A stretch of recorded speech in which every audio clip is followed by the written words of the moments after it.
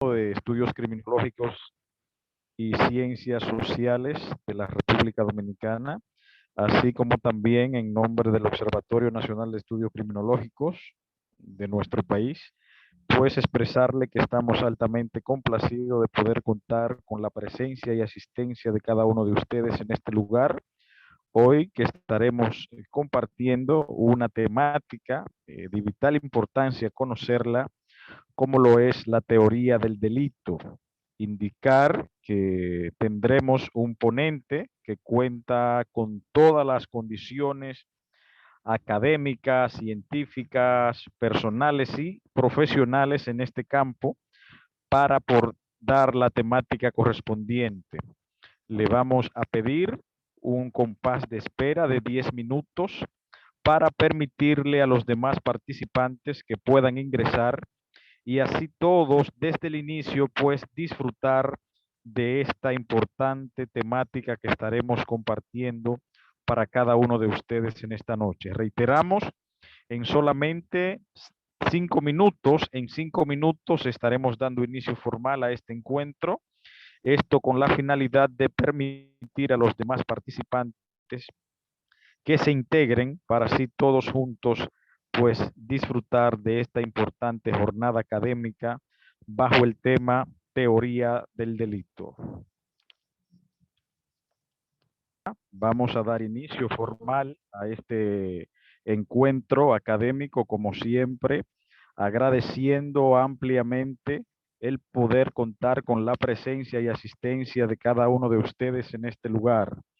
Es importante resaltar que es una temática muy interesante y sobre todo que la estaremos compartiendo y escuchando en la voz del doctor Fernando Laguna. Me voy a permitir hacer un breve resumen de su amplia hoja académica. Debo indicar que tiene doctorado en Derecho Penal, maestría en Derecho Penal y es licenciado en Derecho, así como también preside entidades en el campo del saber académico. Para nosotros, como Observatorio Nacional de Estudios Criminológicos, pues nos complace tenerle aquí, doctor Laguna, y le voy a ceder la palabra para que también aproveche el espacio y siga dándose a conocer, nos hable de la entidad que preside y toda su experiencia en el campo del derecho. Y destacamos altamente que es un altísimo honor y placer el poder contar con un colaborador de su magnitud y estatura académica. Adelante, señor Laguna. Muchas gracias, doctor Juan Darío de León, del hermano país de la República Dominicana. Y muchas gracias que nos da este espacio para compartir conocimientos con cada uno de todos sus profesionistas y hermanos de la República Dominicana. También agradezco la presencia de todos y cada uno de los compañeros de los diferentes países de Latinoamérica, los compañeros profesionistas de la República Mexicana. Muchas gracias a todos. Y vuelvo a repetir, muchas gracias por la invitación, doctor Juan Darío de León, de la República Dominicana, que con mucho gusto compartiremos conocimientos. Seguro estoy que se van a ir con muchas dudas, pero también con mucho conocimiento.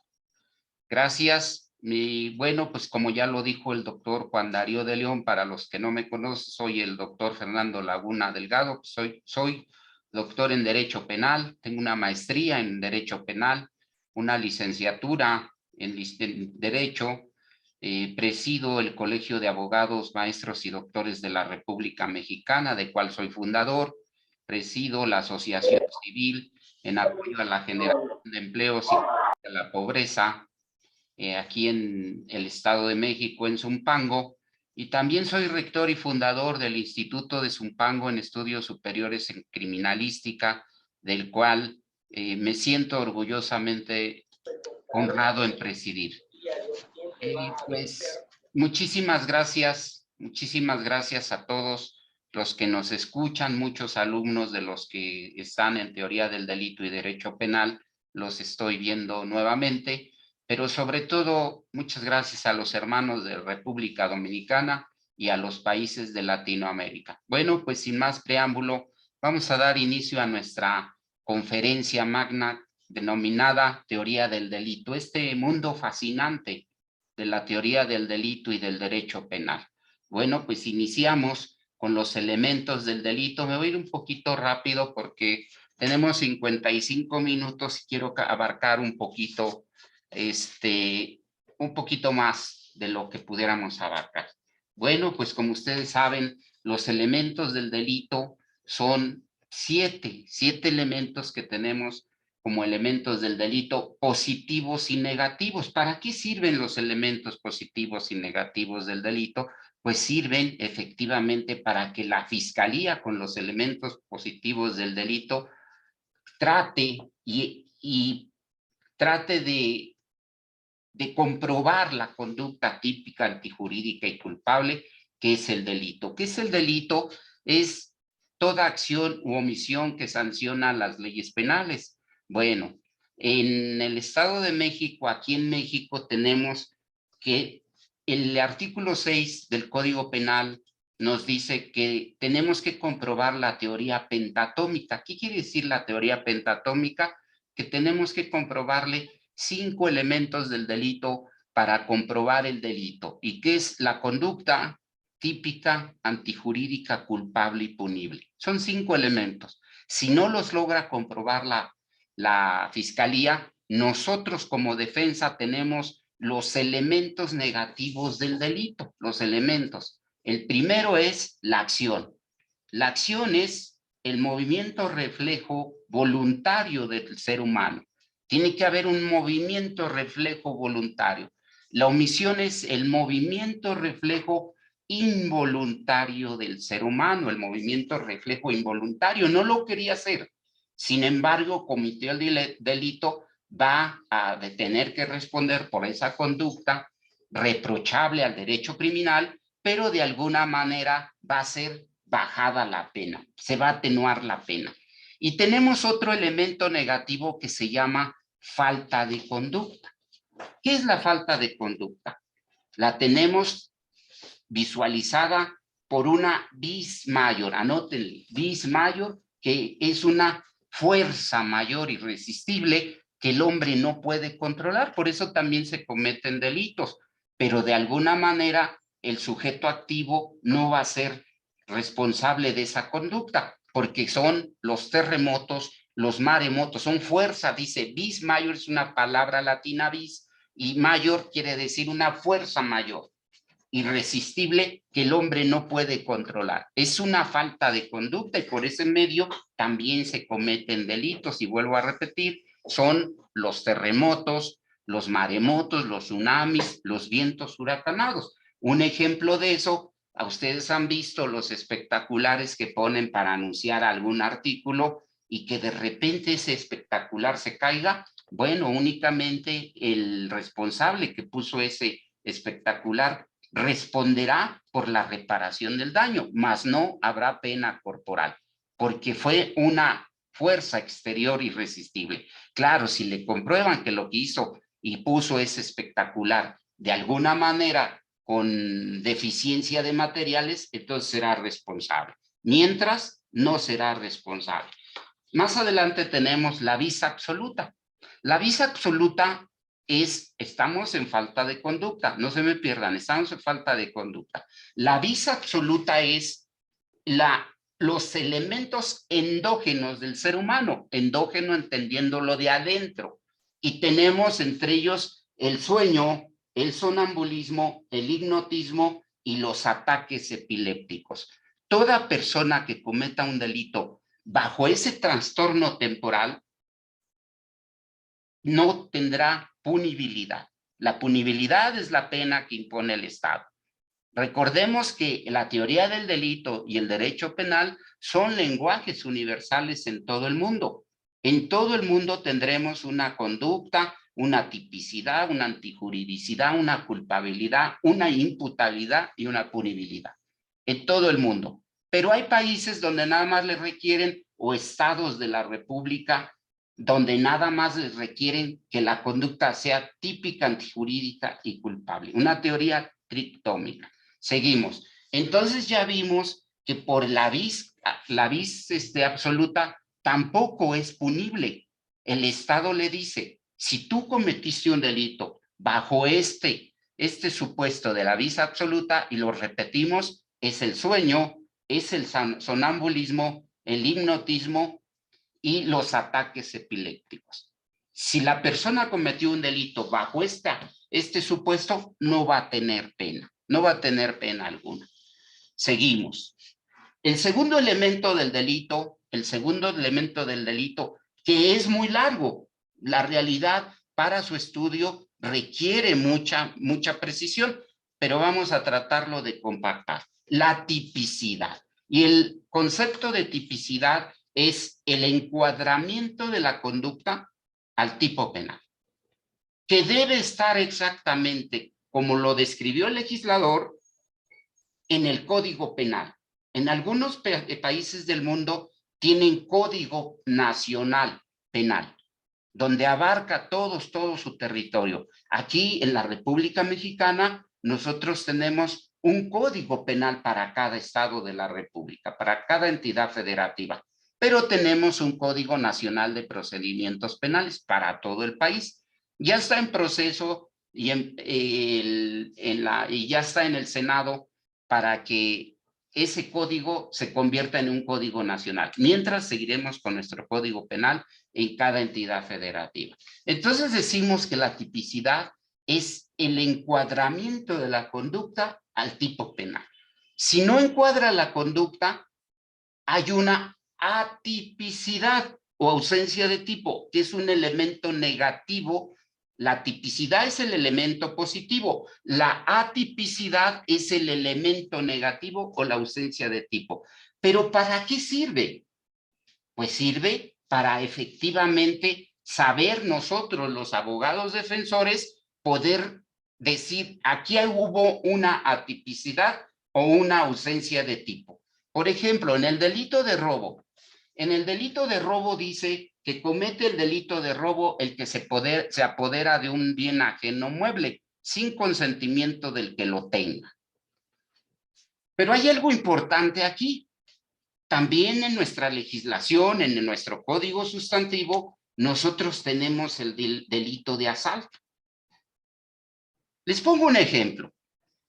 A una señora le quitan sus pertenencias en un mercado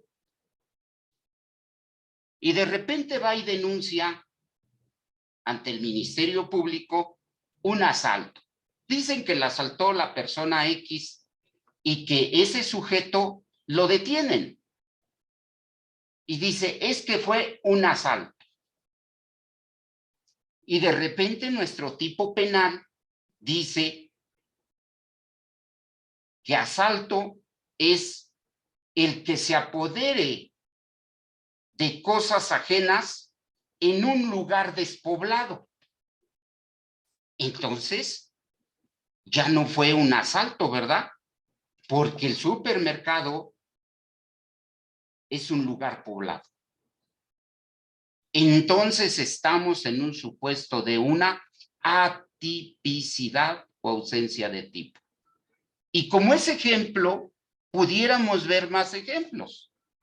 Hay otros ejemplos que me llevaría un poquito más de tiempo explicarlos, pero quiero abarcar todos los elementos del delito y los elementos del tipo. Seguimos. Entonces dice que la tipicidad es el encuadramiento de la conducta al tipo penal. La atipicidad es el no encuadramiento de la conducta al tipo penal. Fue y denunció la señora un delito de asalto cuando lo que había de haber denunciado era un delito de robo, por sus características de forma y lugar, de forma, modo y lugar. ¿Verdad? Seguimos. ¿Y qué quiere decir?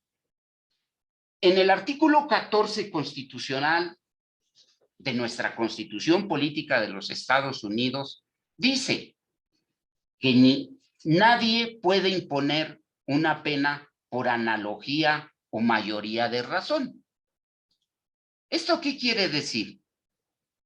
Nula poena sine lege. No hay pena si no hay ley. si no está debidamente descrita la pena y la tipicidad en el tipo penal, así pase lo que pase, no le podrá imponer una pena el juzgador a un procesado. Esto quiere decir que no hay pena si no hay ley. El derecho criminal es estricto. En el derecho civil se puede poner una sentencia hasta por los principios generales del derecho, pero en el derecho penal es muy estricto el derecho penal. Por eso debemos estudiar muy bien todos y cada uno de los profesionistas debemos estudiar la teoría del delito, que es el cimiento del derecho penal, para poder imponer penas, para poder defender a una persona cuando hizo una conducta criminal, debemos de saber teoría del delito. Seguimos. Entonces, pero para poder construir la tipicidad, necesitamos unos elementos del tipo. Y el primer elemento del tipo, no se me pierdan, estamos en elementos del delito, pero ya vamos, en tipicidad forzosamente tenemos que entrar a los elementos del tipo penal. Y el primer elemento del tipo penal es el bien jurídico tutelado, que exista el bien jurídico tutelado.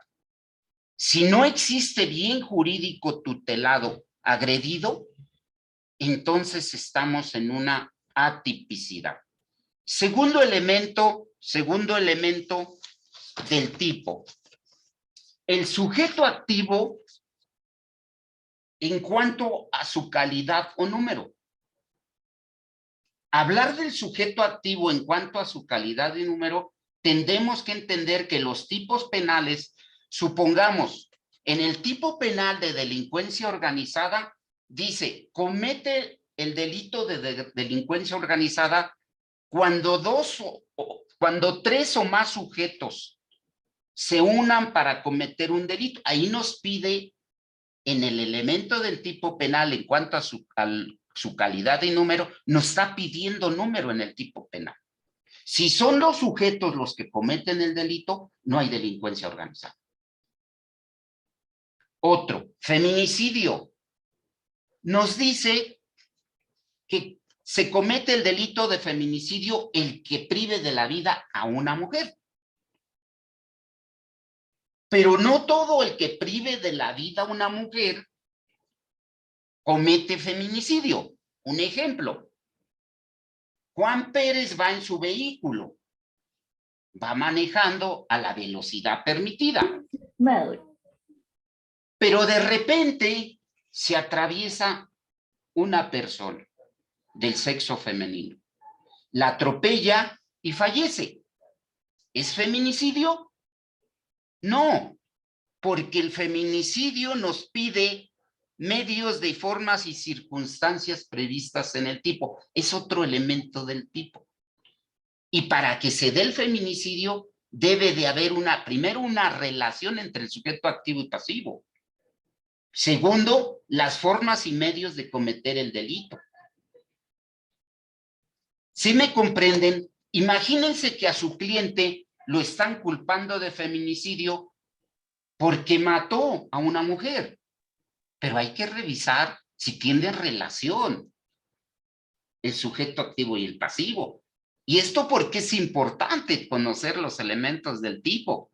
Porque el homicidio, si es un homicidio simple, se va a 10 años de prisión, 15. Pero si lo culpan a su cliente por feminicidio, se va a 70 años o a pena vitalicia. Entonces necesitamos forzosamente estudiar los elementos del tipo.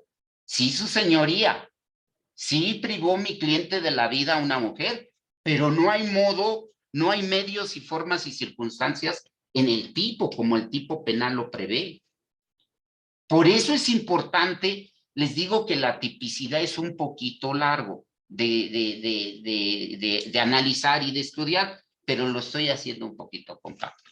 Seguimos. Entonces, también necesitamos la relación de causalidad. Es solo otro elemento del tipo. Miren, les pongo un ejemplo.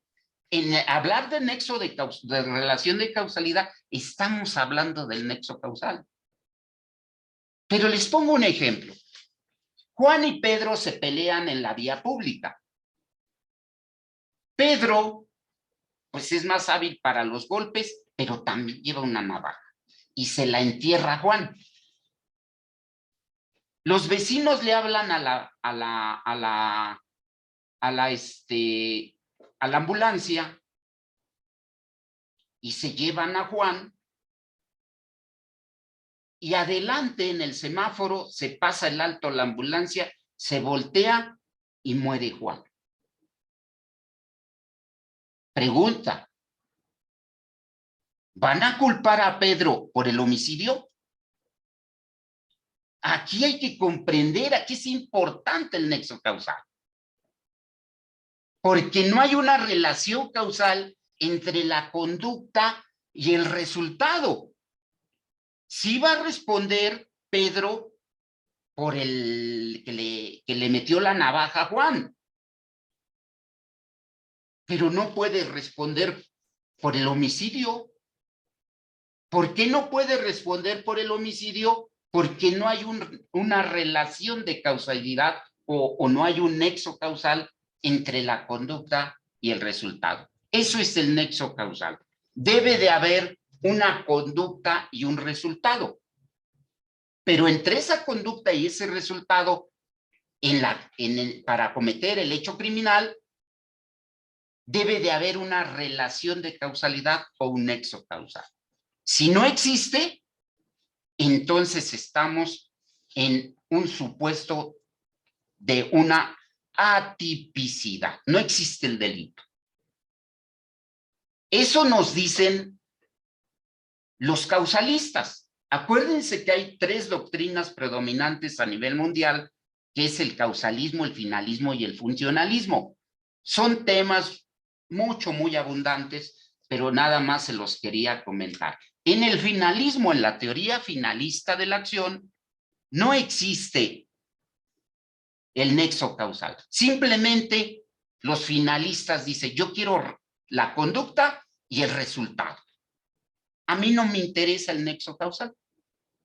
Y los causalistas dicen: no, espérame. A mí sí me interesa el nexo causal. Porque si no hay un nexo causal entre la conducta y el resultado, entonces sí hay un delito. Fíjense bien. En este supuesto que les pongo de que Pedro le mete una navaja a Juan, si utilizáramos la teoría finalista, entonces diríamos: a ver, si es responsable Pedro, del homicidio de Juan, entonces nos meteríamos a otro rol. El funcionalismo lo que revisa es el rol donde se desarrolla el sujeto activo. Ahora bien, el dolo y la culpa, los causalistas la ubican en la tipicidad. Perdón, el dolo y la culpa, los causalistas la ubican en la culpabilidad. Los finalistas en la tipicidad y los funcionalistas en la conducta. Más adelante, en otra ocasión que nos invite el doctor de República Dominicana, abundaremos un tema en específico. El tema que a ustedes les guste, con todo gusto, lo desarrollamos más ampliamente. Seguimos. Entonces ya vimos que para poder construir la tipicidad, necesitamos, primer elemento del tipo, bien jurídico tutelar.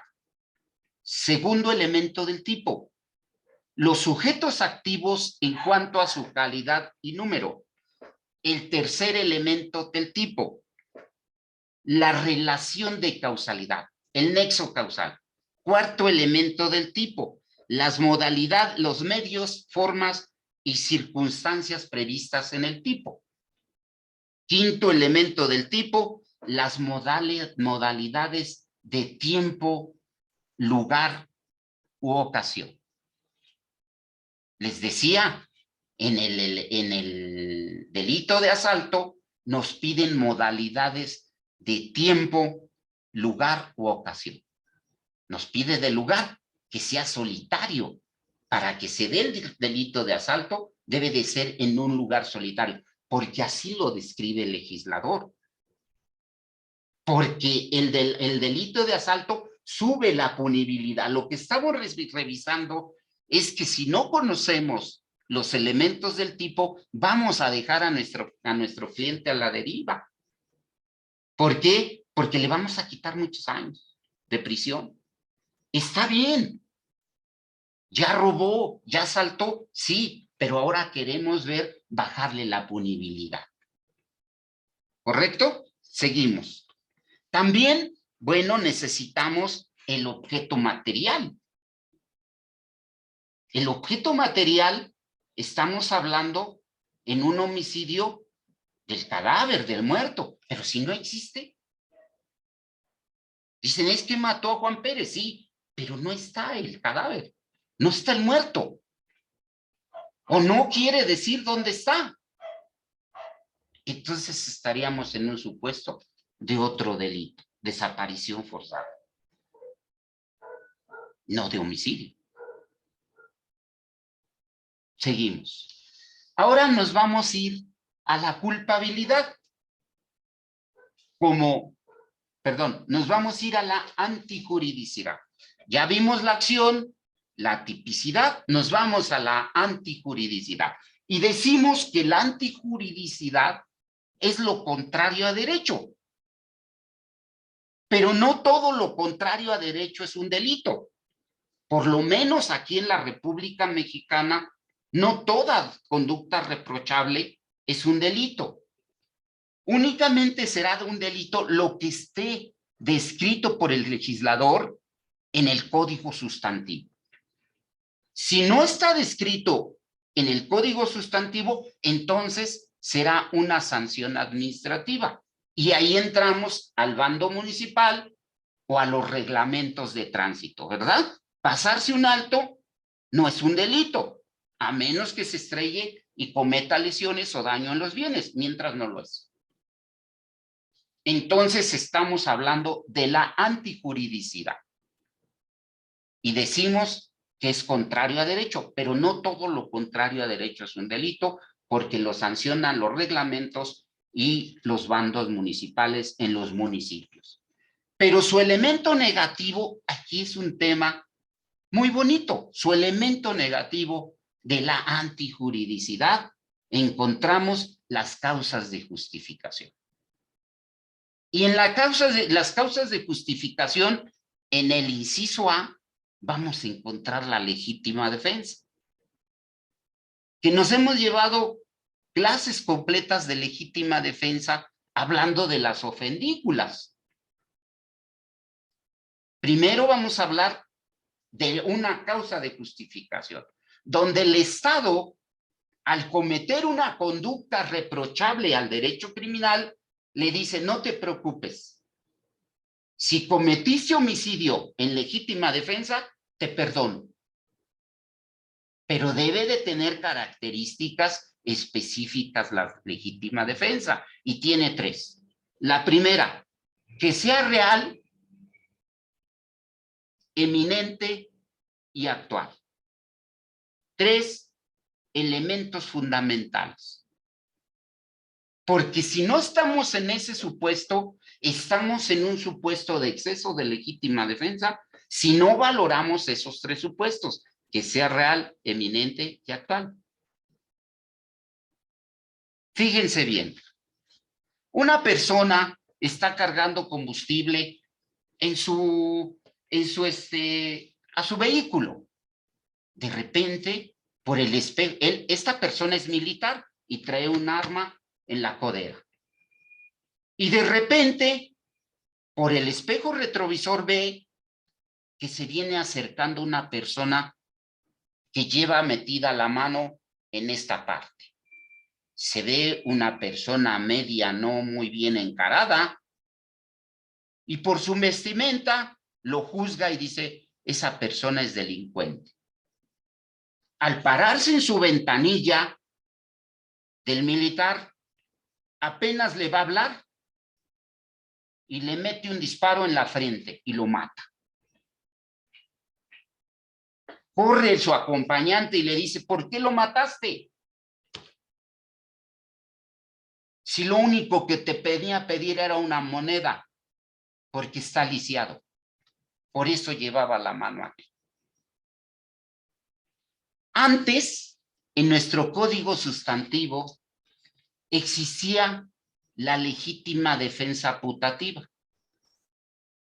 Y la legítima defensa putativa era no otra cosa que la legítima defensa imaginaria. Ya la quitaron del código. ¿Por qué?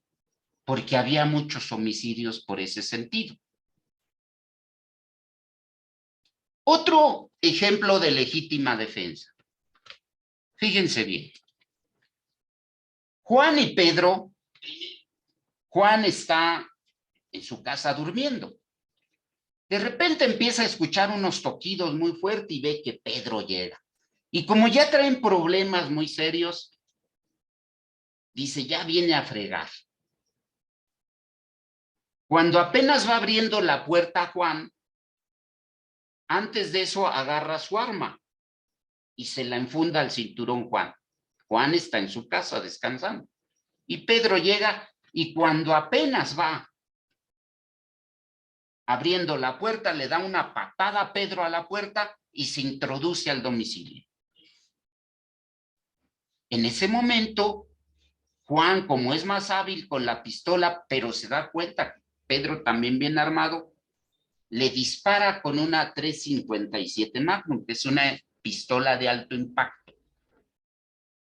En el primer disparo cae Pedro y vuela la pistola por el golpe que le dio el disparo. Se acerca Juan y le mete otros 4 disparos. ¿Está Juan en un supuesto de legítima defensa?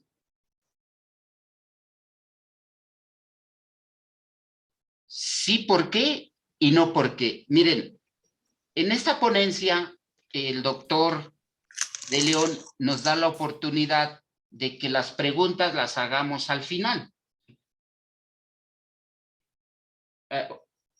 Un segundo.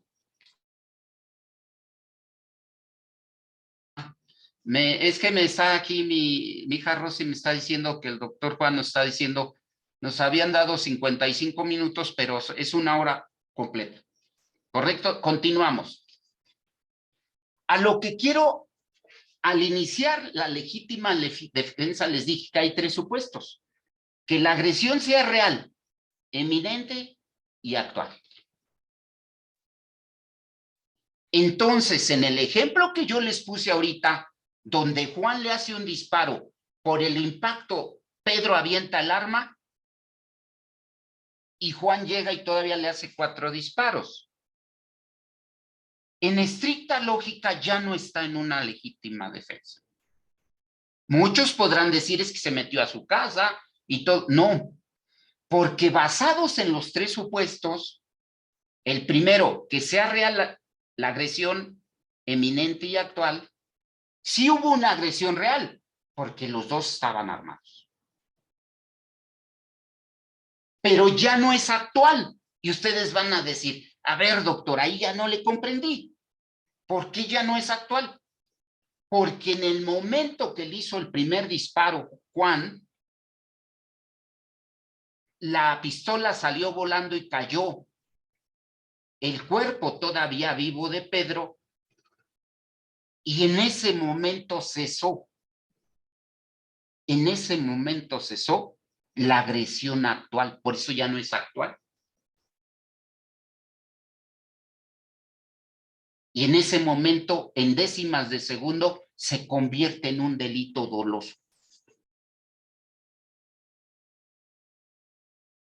Seguimos. Al revisar la legítima defensa, también estamos revisando las ofendículas. En algunos países como Holanda, Dinamarca, están legislados. Al final de la clase, si algunos países me quieren decir si las ofendículas están legisladas, aquí en México no. Sin embargo, las usamos. Ahorita les explico cuáles son. Y las venimos usando desde hace mucho tiempo, las ofendículas. Entonces, les digo, en Dinamarca, en Holanda, están legisladas. Las ofendículas son las defensas mecánicas que se utilizan para protección y una defensa legítima hacia el ser humano. Ejemplo, lo que en las casas se pone como una tela electrificada o alambres electrificados. Eso, si ustedes ponen alambres electrificados arriba de su casa y se van de vacaciones y le suben al switch, regresan y resulta que ya está electrocutada una persona, ustedes van a ser culpables del delito de homicidio. Inclusive podría ser calificado. Ojo con este tema. Sé que por la rapidez que voy con los temas pudiera haber una confusión. Únicamente la ofendícula podrá ser como defensa del sujeto activo si en el momento que ve por los circuitos cerrados, cámaras, que se quiere introducir o se está introduciendo un sujeto, le sube la corriente, esa es otra cosa. Pero mientras, si la ofendícula la deja usted y se va de vacaciones, ojo, porque estaría en un supuesto al regresar. Imagínense que se está quemando la casa y un bombero se sube y se electrocuta. Imagínense que un niño se sube a rescatar su pelota. Por eso las ofendículas en México no están legisladas. También la otra ofendícula es el gas pimienta. Otra ofendícula, como los vehículos que llevan en la parte para abrir la puerta, tiene choques eléctricos. Es otra ofendícula, pero imagínense que dejan conectado el choque eléctrico y llega una persona que por equivocación quiere abrir el vehículo y lleva marcapasos. Estarían frente a un homicidio. Esas son las ofendículas. ¿Correcto? Seguimos, jóvenes, ya hablamos de la legítima defensa. Segundo supuesto de la legítima defensa, de las causas de justificación, es el cumplimiento de un deber. Y en ese, pues, de repente le piden a un policía, oiga, ese señor acaba de asaltar y mató a una persona, el policía enfrenta al delincuente, el delincuente se voltea con una pistola, el policía es más hábil, lo mata, está en un supuesto de una causa de justificación llamada cumplimiento de un deber. Igual un médico atiende a un paciente de emergencia, pero en el trayecto, en el desarrollo de la intervención quirúrgica, fallece, no tendrá responsabilidad el médico porque está en cumplimiento de un deber. Tercer elemento de la causa de justificación, ejercicio de un derecho. El ejercicio de un derecho es cuando está mandatado judicialmente el sujeto activo. Un ejemplo, fíjense bien. De repente, llegar a una casa y empezar a sacar los muebles hacia una mudanza, pues claro que es un delito de robo y agravado, ¿verdad? Y si es cometido por varias personas, hasta es el robo en pandilla. Bueno, pero si la persona que va a sacar los muebles lleva una orden de embargo, su conducta reprochable al derecho criminal, en un supuesto el sacar los muebles es un robo agravado, pero si lleva una orden judicial para el embargo, su conducta está justificada y está justificada por el supuesto de ejercicio de un derecho. Otro ejemplo de ejercicio de un derecho. El policía ministerial que va y detiene a una persona sin orden de aprehensión, en el supuesto que lo haga, está en una privación de libertad.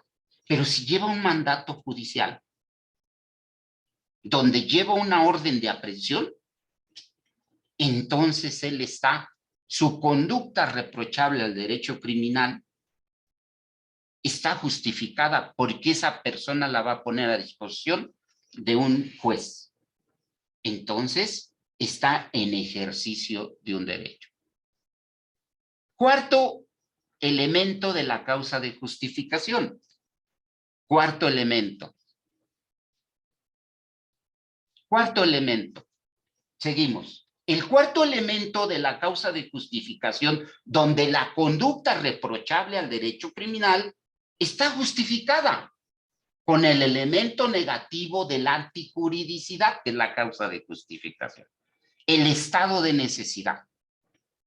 Y al hablar del estado de necesidad, estamos hablando de que sacrificando un bien jurídico tutelado de menor jerarquía, salvamos uno de mayor jerarquía. Ejemplo, hay una persona en un súper, en una tienda de conveniencia, que la dejaron al rayo del sol. Es una persona de la tercera edad. Cuando ustedes la ven, pasa una persona y la ve y dice, oye, esta persona la dejaron aquí, está el rayo del sol a 30 grados y adentro del vehículo se triplica. Ya la señora está jalando aire con mucha dificultad. En estricta lógica jurídica, el romper un cristal es un delito que se llama daño en los bienes. Pero si una persona cualquiera dice, pues si no hago esto, no tiene obligación de hacerlo, pero moralmente su conciencia le dice, tengo que hacer algo, porque si no lo hago, esta persona se va a morir. Ya sea un animalito o una persona que no, de tercera edad o un niño. Rompe el cristal, abre las puertas y empieza la ventilación. A eso se le llama causa de justificación por medio de un estado de necesidad. Eso quiere decir que el sujeto activo no va a ser imputable a ese delito, porque sacrificó un bien jurídico tutelado de menor jerarquía para salvar uno de mayor jerarquía, la vida. Nos vamos con el quinto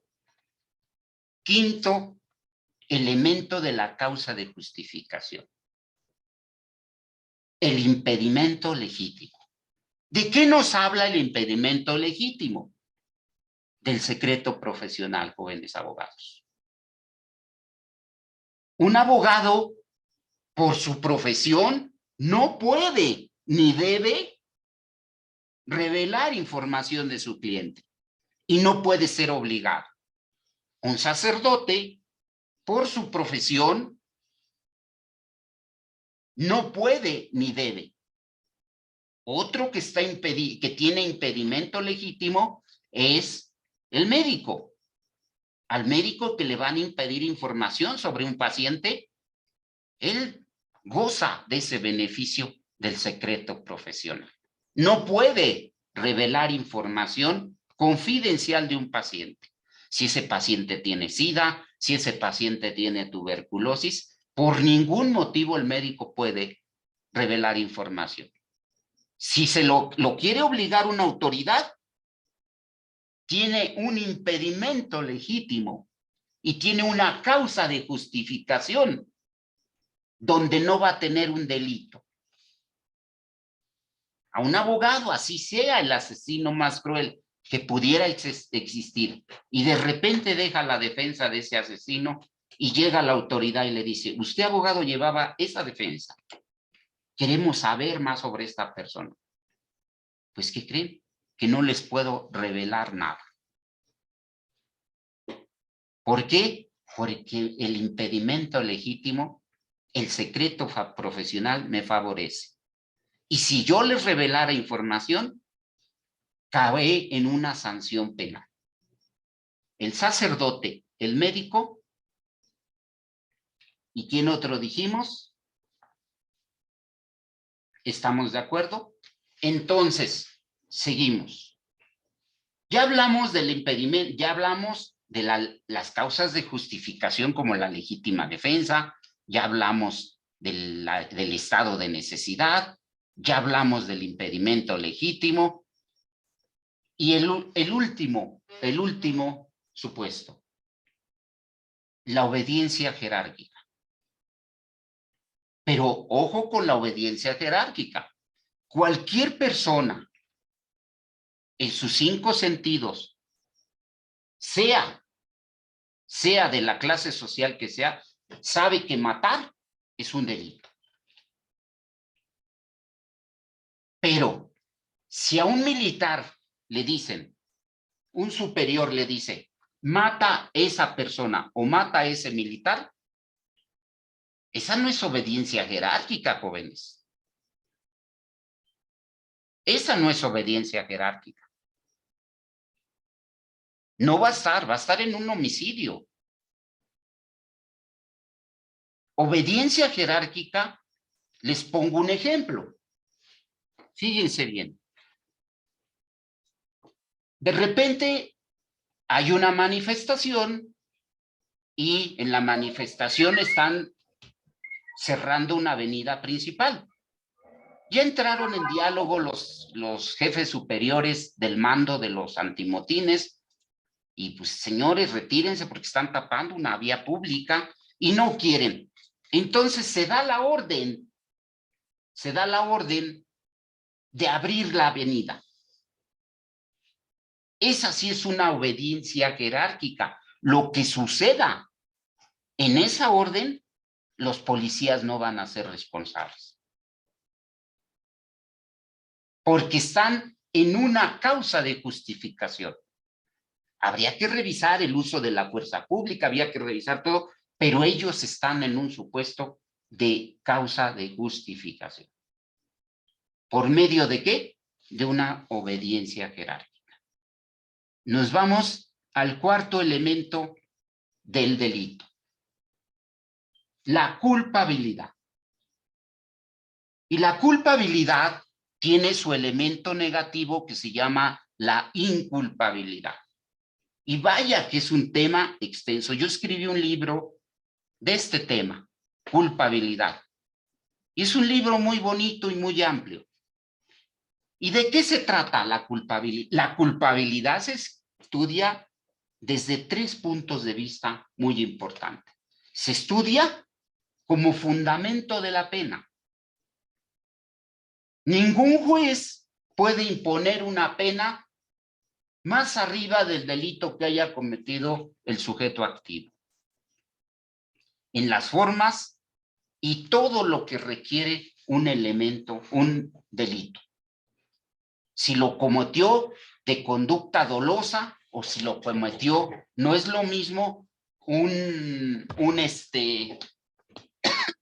no es lo mismo cometer un delito doloso que un delito culposo. No le va a imponer la misma pena. Por eso la culpabilidad se estudia como fundamento de la pena. La imposición de la pena, la imposición de la punibilidad. También se estudia la culpabilidad desde el punto de vista dogmático penal, así como lo estamos estudiando ahorita. Desde la doctrina, desde el punto de vista dogmático penal. Y también se estudia como tercer elemento, como elemento del delito, como lo estamos estudiando ahorita. Y los causalistas insertaron el dolo y la culpa en la culpabilidad para imponer la pena. Por eso pusieron el dolo y la culpa en la culpabilidad para imponer la pena. ¿Qué quiere decir esto? Lo que les decía, el dolo, delito doloso, y delito culposo. Si cometió dolosamente el delito, le van a imponer una pena más alta, pero si lo cometió por delito culposo, le van a imponer culpa, ¿correcto? Y también aquí vamos a estudiar el dolo directo. ¿Qué es el dolo directo? Cuando el sujeto activo lo piensa, lo premedita y lo ejecuta. Dolo directo. Dolo indirecto, también se estudia aquí el dolo indirecto. ¿De qué se trata el dolo indirecto? El dolo indirecto, cuando el sujeto activo no le interesa cometer un delito, cometiendo más conductas criminales. Ejemplo, Juan quiere matar a Pedro y ve que va saliendo de su casa Pedro, pero también va con uno de sus hijos. Empieza a disparar y a él no le importa que mate a más personas. Su objetivo principal es Pedro. Dolo indirecto. Dolo eventual. Dolo eventual. El dolo eventual es el talón de Aquiles de todo jurista en materia penal. Es el dolo eventual, porque entre la culpa con representación y el dolo eventual hay un hilo muy delgado. Entre la culpa con representación y el dolo eventual hay un hilo muy delgado. También en teoría del delito, en mi clase de los jueves, lo hemos estado viendo. Nos hemos llevado clases completas de dolo eventual y culpa con representación, o en algunos países del mundo le llaman culpa consciente. ¿Qué es la culpa consciente o culpa con representación? Ejemplo, Juan sale de su casa, entra a su trabajo a las 8 de la mañana. Regularmente se para a 6:30 porque se asea, acomoda sus cosas, sale, echa a arrancar su carro. Pero ese día sale, se levantó 7:30, 1 hora más tarde. Y va a todo lo que da, hasta rechinando llantas. Él, en su psique, sabe que puede ocasionar un accidente, o se puede matar él, o puede matar una persona, pero no acepta el resultado. Está consciente, pero no acepta el resultado. Se llama culpa con representación o culpa consciente. Y el dolo eventual, les pongo un ejemplo. De repente se encuentran en la autopista, este fue un caso real en Francia, se encuentran en la autopista un Corvette y un BMW. Y se empiezan coloquialmente hablando, a picudear, y empiezan a acelerar los dos vehículos en una avenida que no es para carreras. De repente empiezan a acelerar y llegan a los 200 kilómetros los dos vehículos por hora, dicho por el peritaje. El Corvette va en el carril de alta, el BMW va en el carril de baja, y a lo lejos se ve un Clio, un vehículo Clio.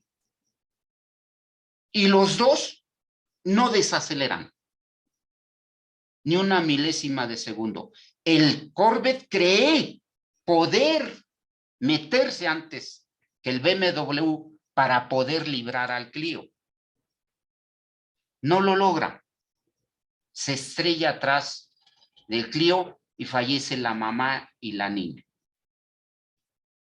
Dolo eventual. ¿Por qué? Porque el sujeto activo no quería la conducta criminal de asesinar a dos personas. Sin embargo, su psique pensó que podía lograrlo en meterse antes. Entre dolo eventual y culpa con representación tiende un hilo muy delgado. Pero entre la pena de dolo eventual se va hasta 25, 30 años de prisión y culpa con representación 5 o 6 años y se va a su casa, pagando la reparación del daño. Ya tendremos oportunidad de entablar más charla por esto del dolo eventual y la culpa con representación.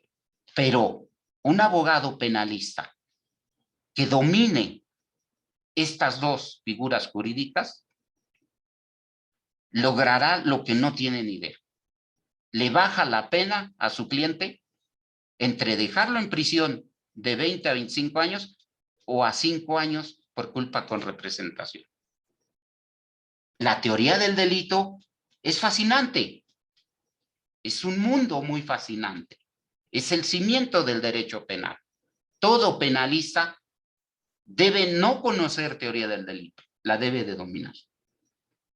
Seguimos. Esto estábamos hablando en culpabilidad. Nos vamos a inculpabilidad, elemento negativo de la culpabilidad. Y en el elemento negativo de la culpabilidad vamos a encontrar dos elementos fundamentales: la no exigibilidad de otra conducta y el error. ¿Qué es el error? La falsa percepción del sujeto activo en el momento de cometer el delito. Y hay error de tipo, error de prohibición, error de hecho, error de derecho. Y nada más les voy a dar en el error de tipo, porque error de derecho sería explicar todos, pero para poder concluir con los elementos del delito y los elementos del tipo, en nuestra charla de hoy, en nuestra conferencia, ¿qué es el error? Un ejemplo. Un cazador se va al monte y de repente ve que se mueve la maleza, la hierba. Dispara, va a ver qué cazó y es un ser humano. No será punible porque está en un error de tipo. No quería matar a un ser humano, ¿verdad? Mas, sin embargo, existe el error vencible y el error invencible. Otro error de tipo, fíjese bien. Un señor va a la juguetería y anterior a que llegue ese señor, de repente el dueño ve que andan 3 personas rondando su juguetería y de repente saca su arma y la pone en el stand, en el estante donde se exhiben los juguetes, en el tercer nivel, donde la puede alcanzar alguien. Llega el señor con su nieto y empiezan a ver los juguetes, porque al señor de la juguetería pues se ocupó y se le olvidó la pistola ahí. Y dice el señor, empieza y la agarra el señor que va a ver los juguetes con su nieto. Dice, ah, caray, esto parece de a de veras. Le mete el dedo al gatillo, se dispara y mata a una persona. Error de tipo.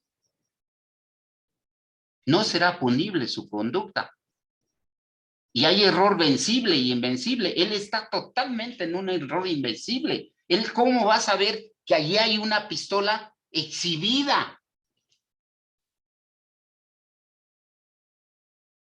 Y mató a una persona. Esa persona está en un supuesto de inculpabilidad. Inculpabilidad. Y no tendrá ningún delito que atribuirse. Nos vamos a la imputabilidad. La imputabilidad es que el sujeto activo tenga la mayoría de edad. Aquí en México se requieren los de ser 18 años, mayor de 18 años, y que esté bien de sus facultades mentales. La inimputabilidad es que esté mal de sus facultades mentales y que sea menor de edad. Para eso el Estado mexicano hizo una ley de justicia para adolescentes, menores de 18 años. Punibilidad, la pena que impone el Estado. Si robas, te meto a la cárcel 10 años. Si matas, de 50 a 70 o a 30 años. Punibilidad. Y tenemos las excusas absolutorias como elemento negativo de la punibilidad. La punibilidad, su elemento negativo son las excusas absolutorias. Y bueno, para que haya una excusa absolutoria, un ejemplo de esto, no será punible el delito de robo cuando el sujeto activo robe comida para satisfacer su necesidad de él y de su familia por única vez. No será punible. Como ese, hay varios supuestos en el delito de robo. Cuando se robe entre esposos, aquí en nuestro Código Penal lo dice, cuando se robe entre esposos, entre hijos y padres, entre concubina y concubinario, no será punible el delito de robo. A eso se le llama excusa absolutoria. Cuando el Estado dice, cometiste una conducta reprochable al derecho criminal, pero yo te perdono tu conducta, no te impongo sanción alguna. Miren, son las 7:06. Ya nos llevamos la hora. Sé que nos fuimos un poquito rápido. Hay muchos temas que hay que abordar muy de fondo, pero muy de fondo. Pero quiero agradecer a Dr. de León de República Dominicana por la invitación. Yo imparto un diplomado los días jueves de 5 a 7 y llevamos un año con este diplomado y los invito a que se integren. Con mucho gusto podemos platicar, conversar y compartir conocimientos, por supuesto. Por hoy me dio mucho gusto compartir conocimientos con cada uno de ustedes. Me dicen que va a haber una ronda de preguntas y respuestas. Con mucho gusto estoy para servirles. Yo les agradezco mucho su tiempo y el haberme escuchado. Estimado doctor Laguna, como siempre, destacar esta brillantez en su dominio temático. Ya he podido interactuar en el campo del saber en otras ocasiones con usted y estamos altamente complacidos por el abordaje y la presentación del tema en esta noche, sobre todo ese alto valor jurídico, ese dominio temático y esas explicaciones tan puntuales que estoy seguro que cada uno de los participantes aquí en esta noche pues estamos teniendo un conocimiento y un valor agregado de esta temática correspondiente. Antes de dar al paso de las preguntas, debo indicar a todos los participantes que vamos a tener una segunda entrega con el doctor Laguna, así como también estamos preparando una diplomatura donde él va a ser el ponente y cada uno de ustedes pues ha podido ver que es una persona que está altamente licenciada en la materia correspondiente de esta noche. Cedemos la palabra al señor Manuel Martínez, por favor.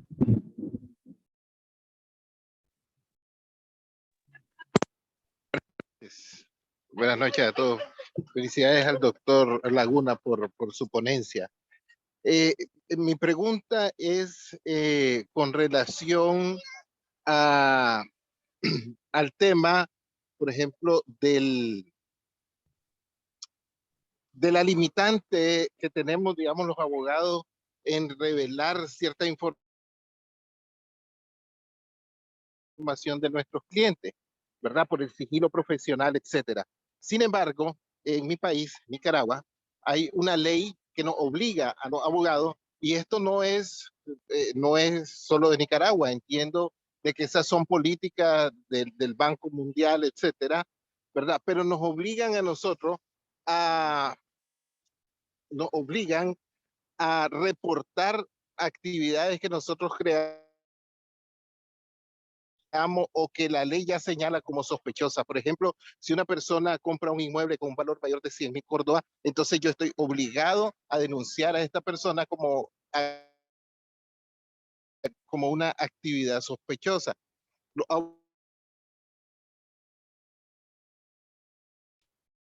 Tenemos algún problemita con su audio. Abogados, obviamente, hemos querido ampararnos, obliga al respecto de asuntos. Licenciado Manuel, nada más lo último porque tenemos un problemita con su audio, se entrecorta. Adelante. Ok, doctor. ¿Qué comentarios tiene al respecto de, por ejemplo, esas leyes que nos obligan a los abogados a reportar actividades que según la ley son sospechosas? Como le decía, si una persona compra un inmueble con un valor de $100.000, eso según la ley ya es sospechoso y yo estoy obligado a denunciarlo. Entonces, ¿dónde queda el sigilo profesional? Bueno, lo que pasa, sí, gracias. Lo que pasa que una cosa es el secreto profesional de no revelar ciertas cosas de nuestros clientes. Pero recuerde que en relación a los asuntos fiscales hay una ley de lavado de dinero, antilavado de dinero. No sé si en su país lo tenga, pero aquí en México sí. Inclusive los notarios públicos me decían que en Nicaragua, a ver si no estoy mal, en Nicaragua, cuando un licenciado en Derecho egresa de la licenciatura, egresa con una embestido como notario público. Sí, ambas, los licenciados en Derecho en Nicaragua nos incorporamos a la Corte Suprema de Justicia como abogados y como notarios públicos. Es por eso que en Nicaragua los obligan a ciertas situaciones a informar, pero informar de transferencias o transacciones que hagan por la compra de un inmueble que tenga un costo o un valor elevado, ese no es revelar el secreto profesional. Eso no se entiende por la... Hay un libro que le voy a mandar el link donde cómo se entiende en realidad el secreto profesional, para no confundirlo, licenciado. Pero todo el asunto fiscal hay que revelar, más que nada, no revelar, sino manifestar ante el fisco que se está haciendo una operación y que se tiene, ¿por qué es? Porque se tiene que pagar el impuesto y prever el lavado de dinero y prever otro tipo de delitos, porque imagínense que estén obligando a la persona a transmitir la propiedad y que de alguna manera sea por una extorsión o un secuestro. Por eso la ley sí obliga en ese tipo de casos manifestar ante la autoridad ese tipo de operaciones.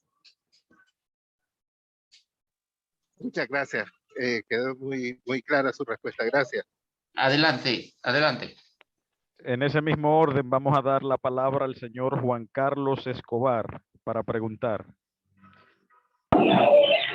Muchas gracias, doctor. Muy buena tarde, noche. La pregunta concreta que tengo es que yo le hablo de acá de Guatemala y aquí tenemos un problema con nuestro Código Penal, ya que en la relación de causalidad se encuentran inmersas las dos teorías, tanto la causalista como la finalista. Y eso nos da cierto problema a los profesionales porque va a depender del criterio del juez, si es causalista o es finalista y cómo él va a tomar la relación de causalidad. Eso es lo que sucede aquí en nuestro país y básicamente es porque nuestro Código Penal es del año 73, todavía no ha tenido reformas ni han sacado ninguna nueva legislación. Ese es mi pregunta en sí, de que como abogados, ¿cómo podemos afrontar la teoría del delito en cuanto a la relación de causalidad en esa modalidad que tenga esas corrientes? La finalista no se encuentra, pero lo que es, perdón, la finalista y la causalista sí. La otra que mencionó, doctor, esa no. Pero sí, ese es el problema que tenemos acá en nuestro país. Feliz noche, gracias y excelente tema. Sí, mire, la otra teoría que se mencionó es la teoría funcionalista, la teoría donde el sujeto activo lo que le revisan es el rol, en donde se desarrolla. Le pongo un ejemplo. Un taxista le dicen 3 sujetos, vamos a ese centro comercial. Es que compramos unas cosas. De rápido se los explico. Se jalan y en el semáforo suben, bueno, ahí en el centro comercial suben las cosas y en el semáforo se ven estas personas que están en una patrulla y se echan a correr y dejan al taxista. Y el taxista dice, bueno, es que a mí me pidieron un servicio, es que estas cosas que trae usted son robadas del centro comercial, pero yo no sabía. En el sistema causalista, él va a tener una figura jurídica y lo van a procesar por complicidad. Claro, él debe de demostrar que él únicamente prestó el servicio, pero en el funcionalismo no hay necesidad de demostrar nada, porque lo que revisan los funcionalistas de Gunther Jacobs y Klaus Roxin dicen, él es su rol, es a lo que se dedica, es lo que él desempeña. Por lo tanto, no hay una conducta punible hacia esta persona. Y en el causalismo que lo rige a nosotros, sí, él va a ser cómplice. Entonces, en relación a su pregunta de allá de Guatemala, yo lo que le sugeriría es que revise bien el Código Penal, cuál es la doctrina predominante. Porque aunque aquí en nosotros, en México, la doctrina predominante es el causalismo, pero sí hay estados de la República que aplican el finalismo. Entonces nosotros tenemos que revisar bien el Código Penal, qué figura y qué corriente es la que aplican y la que está escrita en el Código Sustantivo, licenciado. No sé si en Guatemala tengan Código Nacional Penal único o tengan un código para cada territorio. ¿Tienen Código Nacional único? ¿Penal? Doctor, sí es un único código penal sustantivo y un montón de leyes especiales para todo el territorio, así es como estamos.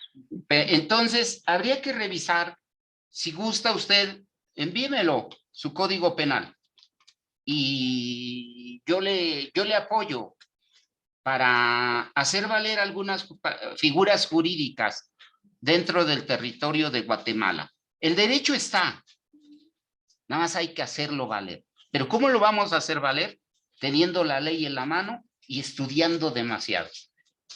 Cuando coloquialmente sale un gallo con espolones, un jurista, un penalista, que trae herramientas jurídicas, que trae la teoría del delito dominada, créanme lo que donde vaya, va a salir avante. Eso es lo que le podría yo decir. Habría que revisar el Código Penal único de Guatemala y yo le doy algunos tips, le doy algunas sugerencias y que le van a ayudar, licenciado.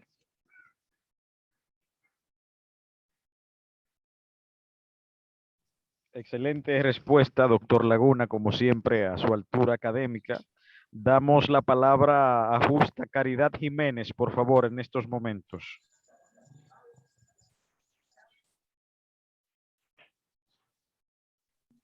Buenas noches y gracias por este espacio.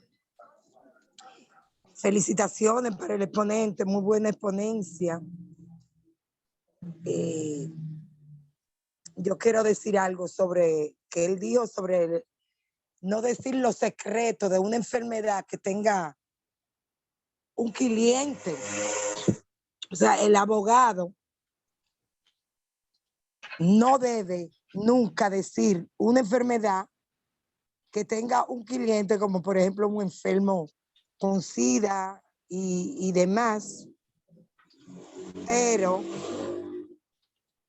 dice el artículo 187 de nuestro procesal penal, aquí en República Dominicana, objetos no sometidos a secuestro. No pueden ser objeto de secuestro los exámenes o diagnósticos médicos protegidos por el secreto profesional, ni las comunicaciones entre el imputado y su abogado defensor. O sea, aquí en República Dominicana, el abogado debe saber todos los secretos del imputado aunque el abogado es el que tiene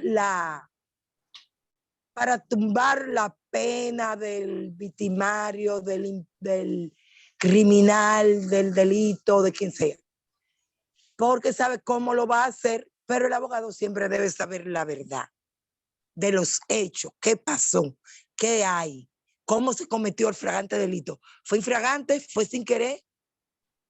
Debemos saber la verdad como abogado para saber cómo defender a nuestros clientes. Es todo lo que quería aportar, dándole un seguimiento a lo que dijo el exponente en sus explicaciones que dio. Gracias y buenas noches. Muchas gracias a usted, Justa. Siempre bueno que se susciten este tipo de idea por la pluralidad en los diferentes enfoques jurídicos, por la multiplicidad de nacionalidades que estamos teniendo en esta noche. Y entendemos que este espacio, a pesar de ser académico, es abierto, plural y participativo, y eso nos ayuda a complementar el aprendizaje de esta noche. Damos la palabra al señor Eduardo Rosario, por favor.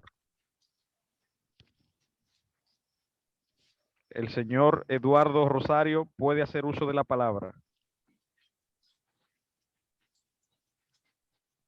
Sí, muy buenas noches, querido doctor. Y dentro de la divulgación de que no debe hacer ni el abogado ni el doctor, pero yo quisiera hacer una pregunta. ¿Puede una persona divulgar algunos secretos o sea, puede tener ilícito penal una persona que revele secretos de una compañía de químicos y cosas así? Muchas gracias. A ver, el secreto profesional para los abogados está debidamente justificado en las causas de justificación de la antijuridicidad y se llama la figura impedimento legítimo.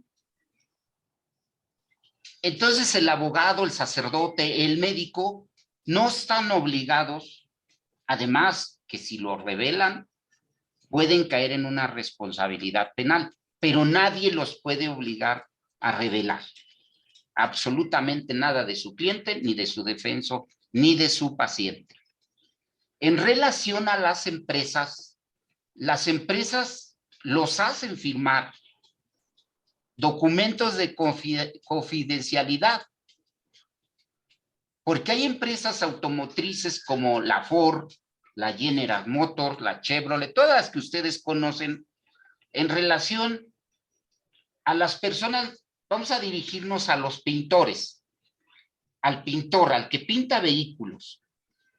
Esa persona debe de firmar documentos de confidencialidad que no puede revelar la fórmula de esa pintura. Si lo hace, cae en una responsabilidad penal. Hay otros, supongamos, ministerios públicos de la Federación, también firman documentos de ciertos actos que ellos hacen dentro de su competencia y su esfera de trabajo. No pueden divulgar cierta información. El Estado, el propio Estado, goza de ese beneficio cuando dice, esta información no la podemos revelar, y le dan una temporalidad de 10, 15, 20, 30 años, se la vamos a revelar hasta los 30 años. A eso se le llama secreto de Estado. No sé si haya quedado... Sí, satisfecho, doctor, satisfecho con la respuesta. Muchísimas gracias y pase buena noche. Gracias. Gracias, Eduardo. Doctor Laguna, entendemos que por un aspecto de prudencia de tiempo, solamente nos resta una vez más expresar la satisfacción enorme de poder disfrutar del abordaje del conocimiento con una persona de su magnitud y estatura, tanto personal como académica y metodológica. Ya hemos compartido en una diversidad de ocasiones y por consiguiente solamente me resta agradecerle y recordarle una vez más que nuestra plataforma está abierta para usted en cualquier momento que desee hacer un uso de la divulgación del conocimiento, reiterando a los participantes que le tendremos nuevamente con una entrega similar y que ya estamos dando los pasos para que usted pueda dictarnos una diplomatura en esta temática y así todos poder ampliar el rango de nuestros conocimientos en este tema. Le cedo la palabra a Laguna para que se despida de su público y muchas gracias por acompañarnos en esta noche. Bueno, pues muchas gracias, doctor de León. Muchas gracias al país de la República Dominicana, país muy bonito, que algún día Dios nos preste vida a poder visitar. Muchas gracias a todos los compañeros que nos ven de diferentes países del mundo. Muchas gracias a todos los profesionistas, a todos y cada uno de ustedes que, pues bueno, con estos minutos de esta conferencia, sé que se llevan más dudas, muchas dudas, pero se llevan también mucho conocimiento. Gracias a Dios que nos permitió estar hoy con ustedes. Seguro estoy que nos va a permitir en otras ocasiones. El jueves estamos con ustedes en Teoría del Delito de 5 a 7. La plataforma es abierta, es gratuita y ya llevamos un año exactamente en ese diplomado. Vamos a entrar al 8º módulo de 6 sesiones cada módulo. Y gracias, y los invito a estudiar en nuestra universidad la licenciatura en Derecho, la licenciatura en Criminalística y Ciencias Forenses, la maestría en Derecho Constitucional y Amparo, la maestría en Juicios Orales, el doctorado en Derecho Constitucional y Amparo y el doctorado en Derecho Procesal Penal. Muchas gracias y estamos para servirles. Que Dios me los bendiga. Gracias, doctor de León. Y un saludo enorme a la República Dominicana. Desde Bolivia, muchos nos ven, de toda Latinoamérica. Muchas gracias.